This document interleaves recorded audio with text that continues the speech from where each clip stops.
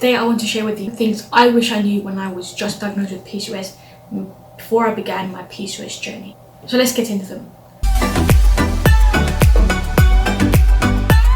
The first one is I wish I knew that the focus should be on addressing the root cause of PCOS rather than looking at symptoms of PCOS. So we're commonly told a lot about the symptoms of PCOS, like weight gain, acne, lost periods, hirsutism, hair loss, high male hormones. We're told a lot about these symptoms, and we often focus on the symptoms, and we often give a medication, as I'll touch on in a bit, that focuses on helping these symptoms. But PCOS is more than the symptoms. PCOS is a metabolic condition, and women with PCOS suffer from hormonal issues, and they suffer from high male hormones, and many symptoms are explained.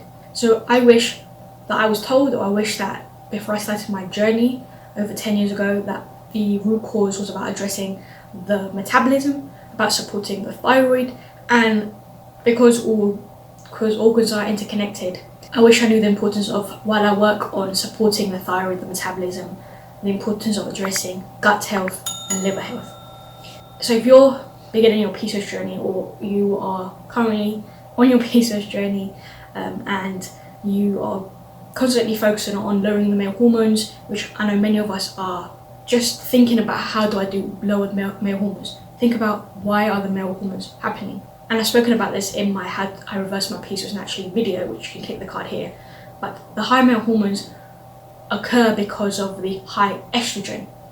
And the high estrogen is a result of, because women with PCOS do not ovulate, and so they do not produce progesterone, because it's during ovulation that we produce predominantly most of our progesterone. Obviously we do create some progesterone in our adrenal glands, but most of it's produced during ovulation. So as a result of high estrogen, because of so women with PCOS have high estrogen, low progesterone. Because of high estrogen and low progesterone, we have a low thyroid, and as a result of high estrogen and a low thyroid, we have overactive adrenals, because estrogen stimulates the adrenals and causes them to release male hormones.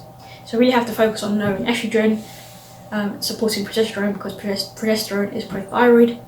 So really addressing these aspects rather than just thinking, how do I lower the male hormones? Look at, how do I lower estrogen, which you can check the video here on how to lower estrogen. That should be the focus, not on the male hormones. As much as I know it's difficult, because male hormones is what causes many of the unwanted symptoms and signs of PCOS, like hirsutism, but delve deeper. The root cause is elsewhere. The second thing I wish I knew when I was just diagnosed with PCOS and on my PCOS journey is that the birth control pill does not fix or treat PCOS. So as you know, the birth control pill is a daily pill containing man-made hormones. These man-made hormones act like the female's real hormones. Well, of course they're not. Now there are two birth control pills. The combined contraceptive pill, which is a combination of progestin and estrogen, and the progestin only pill. And progestin is made to act like the body's natural progesterone. So if you look at what the birth control pill is, the purpose of the birth control pill is to prevent pregnancy. So it suppresses the woman's natural cycle of ovulation to prevent pregnancy. It does this by shutting down the communication between the brain and the ovary. And as a result, the female no longer ovulates. So you are not producing progesterone, which, following on from the first point, we need progesterone. Because if we're not producing progesterone, there's no progesterone to oppose estrogen, and estrogen remains high, causing all of this stress, all the inflammation in the body that we want to be lowering to help with the symptoms of PCOS. So the birth control pill is commonly prescribed to help balance hormones and regulate your menstrual cycle. But unfortunately that is not the case. The period that you get when on the birth control pill is not a real bleed, it's a mechanical breakthrough pill-induced bleed. It's not an actual period. It occurs when the week 4 pills are sugar containing, they don't contain any hormones in them, so it causes the bleed.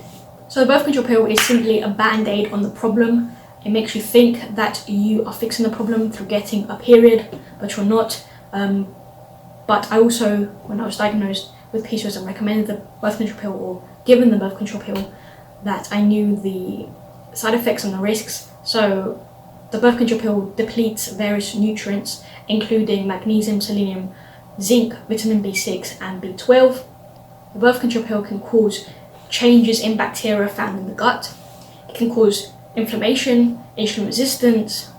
So if you're being recommended the birth control pill by your doctor, or you've seen the birth control pill or you've heard that the birth control pill is a recommended treatment for PCOS, think about what the birth control pill does.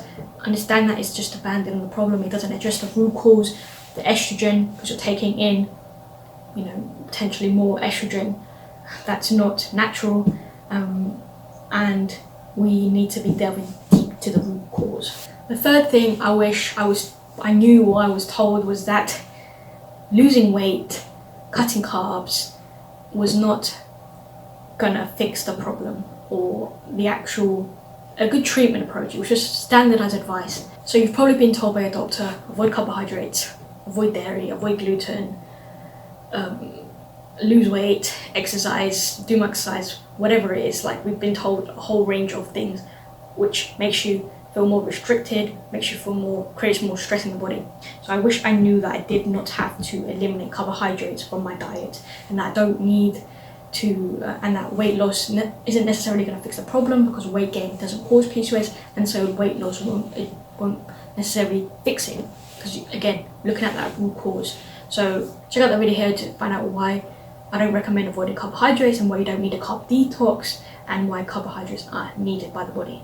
The fourth thing I wish I knew was to not get swayed by all the supplements out there, and what supplement this person's taking, what supplement that person is taking, what supplements are so amazing for PCOS, because supplements cannot fix a bad diet, they cannot fix poor sleep, they cannot fix bad exercise kind of programming, or you can't manage your stress.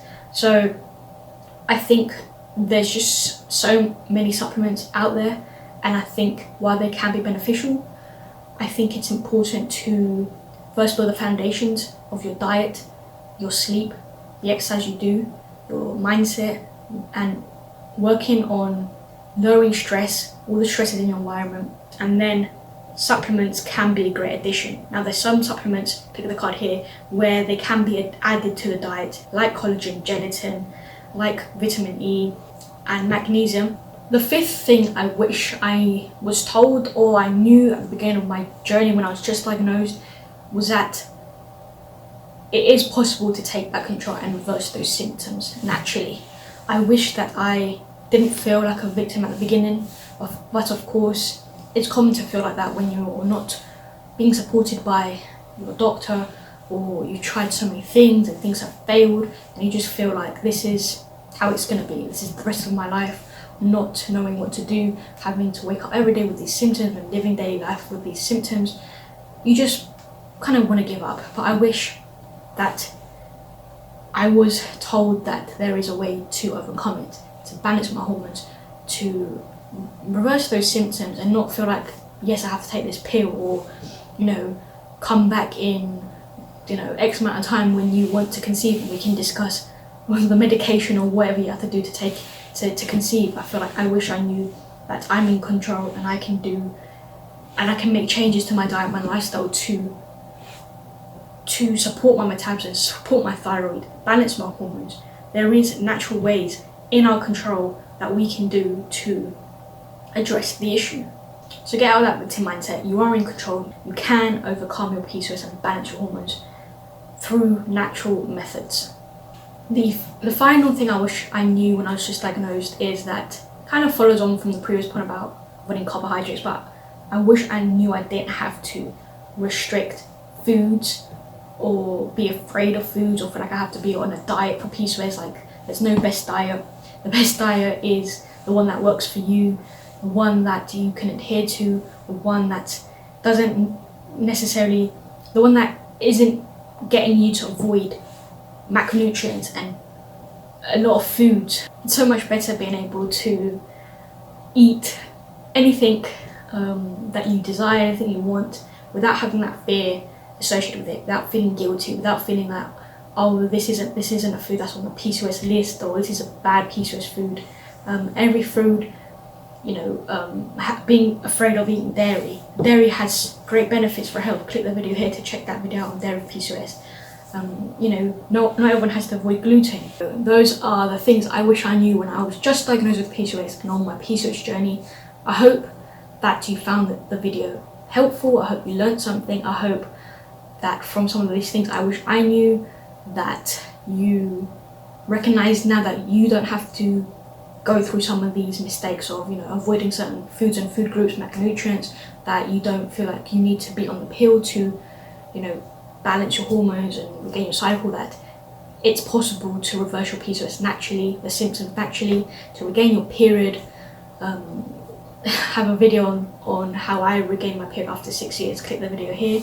And the main very important take-home message is, when on your PCOS journey, when you're starting your PCOS journey, the biggest thing is to focus on that root cause. Find out what the root cause is. Look at the metabolism, look at supporting your thyroid, look at supporting your liver health, look at supporting your gut, balance your blood sugar, and address the components of your diet, your exercise routine, your sleep, your mindset, and potentially adding in some supplements to aid in nutrient intake. Thank you so much for watching, and I will catch you in the next video.